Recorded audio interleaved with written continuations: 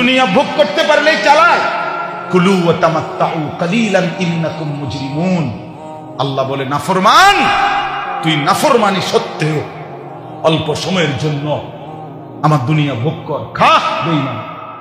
কুলু ওয়া তামাত্তাউ, খা বেটা, অল্প সময়ের জন্য দুনিয়া ভোগ কর, শুধু মনে রাখিস বান্দা ইন্নাকুম মুজরিমুন, তুমি কিন্তু পাপী। নাস্তা খাও, কোনো মানা নাই। আল্লাহ বলছে বান্দা শুধু মনে রেখো ফজরের নামাজ পড়ো নাই।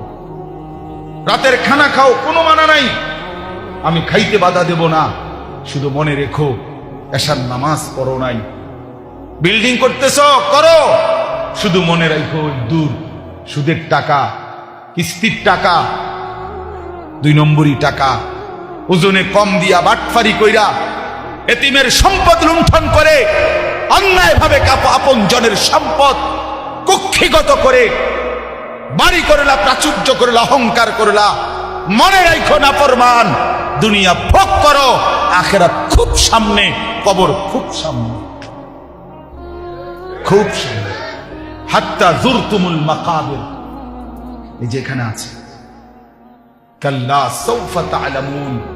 আল্লাহ বলেন অল্প সময়ের ব্যবধানে নাফরমান, কবরের তোরে বুঝায় দেব আমি মাওলার শাস্তি কি জিনিস, আমার অবাধ্যতার শাস্তি কি জিনিস, তুমি বুঝায় খাও। ছেলে পেলে তোমরা মনে করছো মোবাইল টিপতেছ, নারী দেখতেছ, বাপ কিছু বলে না, মা কিছু বলে না, সমাজের কেউ কিছু বলে না। মূল বিষয় হলো এটা, ছেলে পেলে আজকে মনে করতেছে আমি মুক্ত, আমি আজাদ, আমি স্বাধীন, আমার কোনো মা নাই, আমার কোনো বাপ নাই, আমার কোনো অভিভাবক নাই, আমারে ডাক দেওয়ার কেউ নাই, আমারে মানা করার কেউ নাই, আমারে বুকে জড়াইয়া ফিরাইবার কেউ নাই, আমারে আল্লাহর সাথে সম্পর্কিত করার কেউ নাই। আমি আর আমার মোবাইল, আমার নারী, আমার নর্তকী, আমার জিনার দৃশ্য, বেবিচারের দৃশ্য, উলঙ্গ দৃশ্য, আমার অসৎ বন্ধুর আড্ডা, মোটর সাইকেলের ঘোরাফেরা। হায়, এটা তোর এই কারণে হয়েছে, কেউ তোরে ডাকে না, কেউ তোরে বাধা দেয় না। মূল কারণ বাবা, আমি বললাম যার মা তারে ডাকে না, যার বাবা তারে ডাকে না, যার অভিভাবক কাউরে ডাকে না, এত গুনাহ, এত নাফরমানি, এত মিথ্যা, এত নাচ, এত উলঙ্গ ছবি দেখার পরেও তোমারে কেউ বাধা দেয় না। কারণটা কি? তোর উপরে আল্লাহর লানত পড়ছে, খোদার গজব পড়ছে, এই জন্য তোরে আর কোনো মাখলুক দেখে না।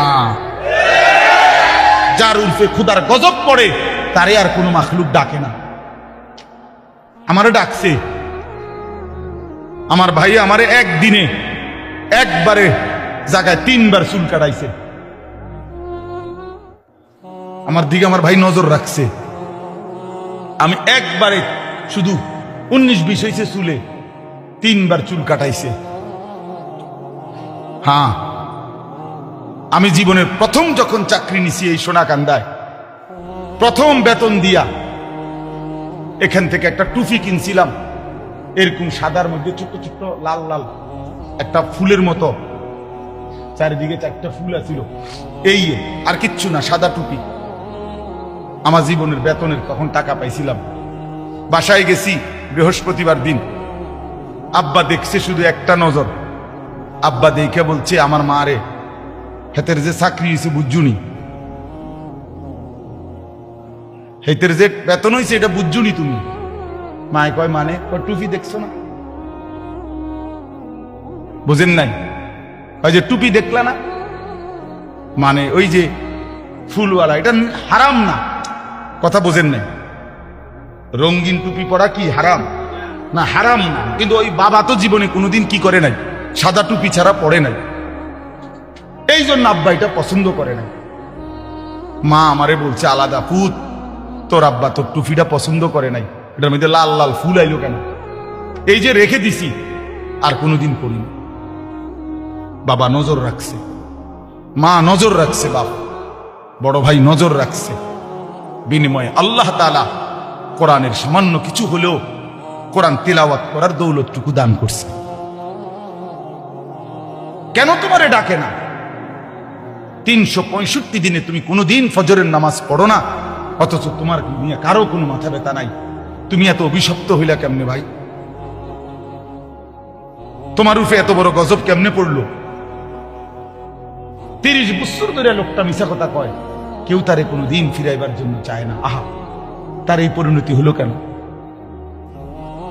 বলে দেখেন, ভেবে দেখেন। এই জন্য হাদিসের মধ্যে আছে, আল্লাহ তাআলা যখন কাউকে ভালোবাসে তো গোটা সৃষ্টি তাকে ভালোবাসে। আল্লাহর নজর থেকে যখন কেউ সরে যায়, গোটা মখলুক তাকে ঘৃণা করে, গোটা মখলুক তাকে ঘৃণা করে।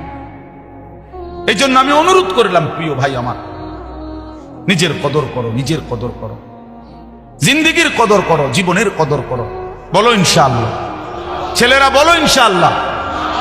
হ্যাঁ, হালালের উপরে উঠো, আখলাক ঠিক রাখো ভাইয়া, নারীর ফান্দে পইরো না, অশ্লীলতার ফান্দে পইরো না ভাইয়া। যে চাহিদা আল্লাহ দিছে সে চাহিদা পূরণের ব্যবস্থাও আল্লাহ রাখছে। তৃষ্ণা আল্লাহ দিছেন তো পানি আল্লাহই দিছেন, খাবারের ভোগ আল্লাহ দিছেন তো খাবারের ব্যবস্থা আল্লাহই করছেন। তাইলে যে মালিক তৃষ্ণা দিলেন তিনি পানিও দিছেন, যিনি খাবারের ভোগ ক্ষুধার্ত এটা যিনি বানাইলেন তিনি খাবারও দিয়েছেন।